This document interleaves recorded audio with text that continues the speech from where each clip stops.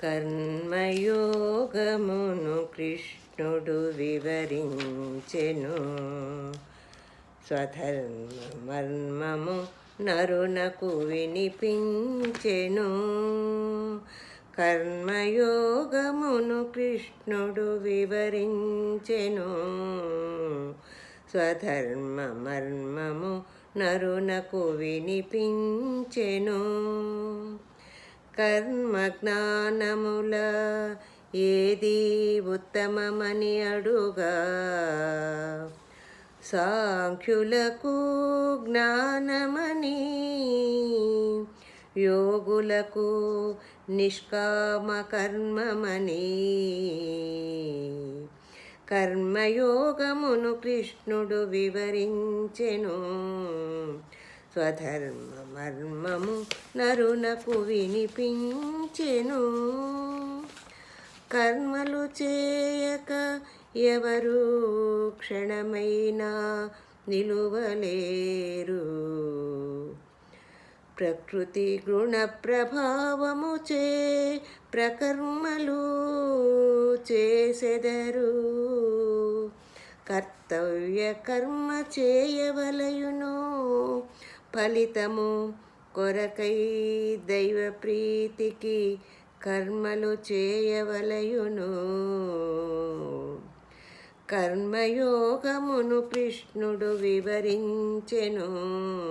స్వధర్మమర్మము నరునకు వినిపించెను.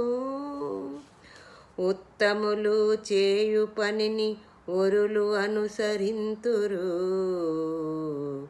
అందుకే నేను కర్మలాచరింతును. నిష్కామ కర్మ చేయుము. నిష్కామ కర్మ చేయుము. సర్వకర్మములు నాకు సమర్పించుము. పరధర్మాచరణ కన్న స్వధర్మాచరణ శుభము. స్వధర్మాచరణలో మరణమైన శ్రేయము. కర్మయోగమును కృష్ణుడు వివరించెను. స్వధర్మమర్మము నరునకు వినిపించెను. కామక్రోధములు పాపకారణములు. కామమాత్మ జ్ఞానమును కప్పివేయును. ఇంద్రియములు మనసు బుద్ధి కామాశ్రయములు కాన వీని నిగ్రహించి కామ విజేతవగుము అని కర్మయోగమును కృష్ణుడు వివరించెను.